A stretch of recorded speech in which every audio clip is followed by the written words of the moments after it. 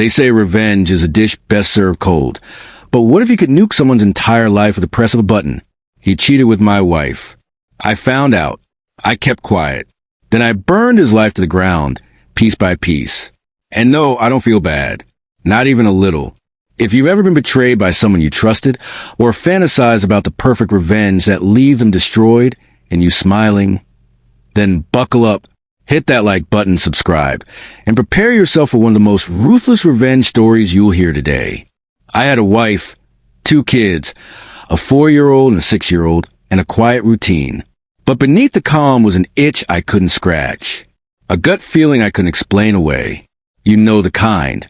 When something in your bones is screaming that something's off, but everyone around you acts like life is normal.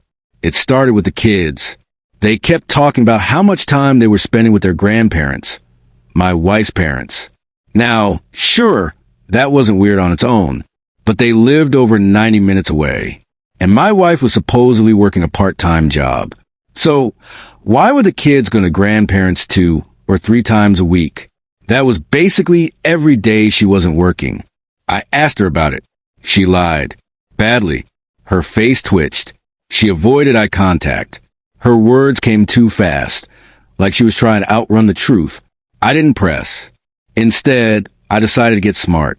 I started checking the odometer on her car. Every time she left, I took a photo. When she came back, I took another. She was clocking over 400 miles a week. There was no way she was driving to and from her parents' house that often. Something was up. Then one day, fate practically handed me the truth. I sat down at our computer and saw a sticky note on the desk, her AOL password, just sitting there like an invitation. I knew it was wrong. I logged in anyway, and what I found changed everything. She had been emailing her college best friend, talking openly about cheating. Apparently, she was hooking up with one of her ex-boyfriends from high school. The details were sickening. She even mocked the guy's wife, called her fat, said she let herself go after having kids. It wasn't just betrayal. It was cruelty.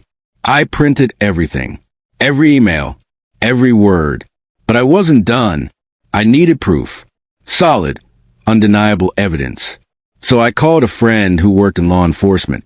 He pointed me to a private investigator who had left the force. Let's call him Ron. Ron was a professional. Within weeks, he had mapped out her entire schedule. Dropped the kids at her parents' house. Lunch with her ex. Then straight to a dumpy motel. Photos, timestamps, hotel receipts. He caught everything.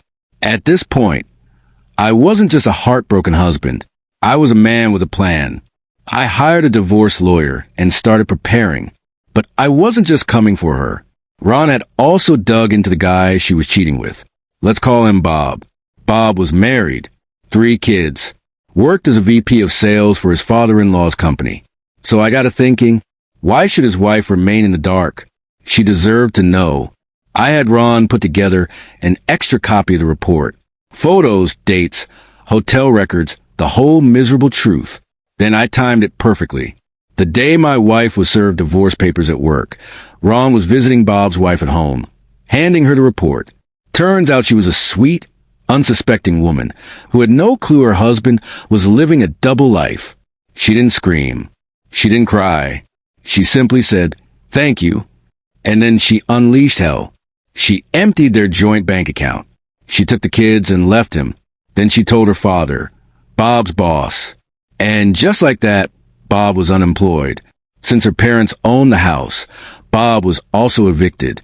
Now he had no wife, no kids, no job, and no home. But karma wasn't done with him yet. Court records showed it got ugly. There were screaming matches. One night, Bob showed up to the house and tried to force a confrontation. Her brother stepped in and broke Bob's nose. Restraining orders followed. Then arrests. Misdemeanor charges. Even jail time. Bob's life crumbled. Last I heard, he left the state entirely. He doesn't exist online anymore. No Facebook. No LinkedIn. Not even a whisper. Just a broken man, hiding from the fallout of his own mistakes. As for his ex-wife, she got a job at her dad's company. Eventually, she took over after he retired. She's doing just fine. And me? My ex, and I kept it civil for the kids. Nothing more. Once they grew up, we stopped speaking. I don't hate her, but she means nothing to me now. She's a lesson, a scar, a reminder what betrayal looks like, and how powerful it feels to take back control. So let's recap. I caught my wife cheating, found the guy, exposed them both.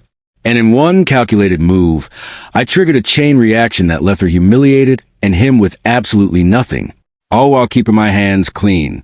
No shouting, no threats, just cold, meticulous justice. Some people burn bridges. I burned down their whole lives. People think revenge makes you bitter. I disagree.